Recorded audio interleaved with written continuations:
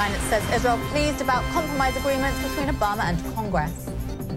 Peres releases message about anti-Semitism on eve of Holocaust Remembrance Day. Jewish Education Centre holds memorial for young Israeli killed in Berlin. And UK campaign commemorates 70 years since Anne Frank's death.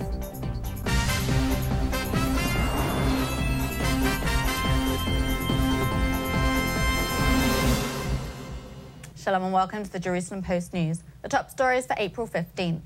Intelligence Minister Yuval Steinitz said today that Israel is pleased about a compromise deal achieved yesterday between the US Congress and the administration of President Barack Obama.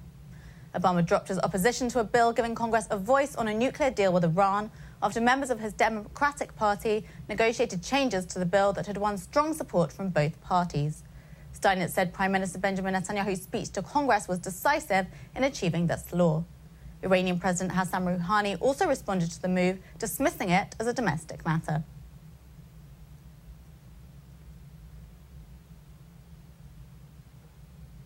Former President Shimon Peres showed his support for a new European campaign to fight anti-Semitism in a video released today, the eve of Holocaust Remembrance Day. Hitler wanted us to destroy, not because we are physically strong, but because we are morally strong. We paid a high price, but we won and he is dead. To be a Jew means still to follow the moral call and keep our children Jewish. The Cantor Centre's annual report on anti-Semitism was released today, showing that anti-Semitic violence rose by nearly 40% in 2014 over the previous year.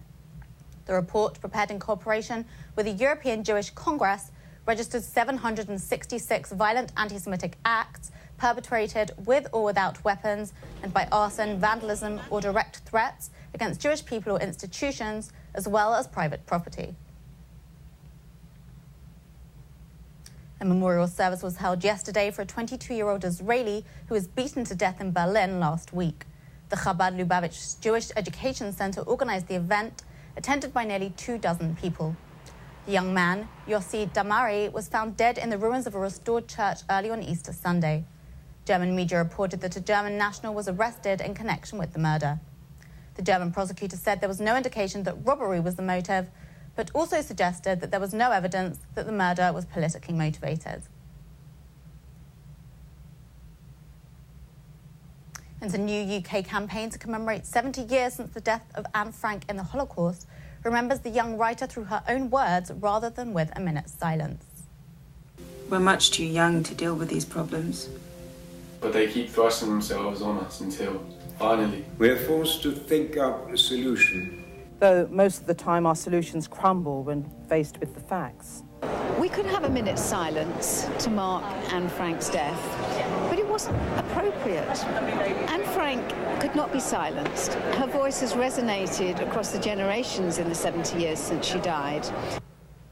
At a ceremony at London's British Library, schoolchildren read from Frank's Diary of a Young Girl, and Holocaust survivor Frieda Weinmann recalled being at Auschwitz and Bergen-Belsen concentration camps at the same time as the teenage girl.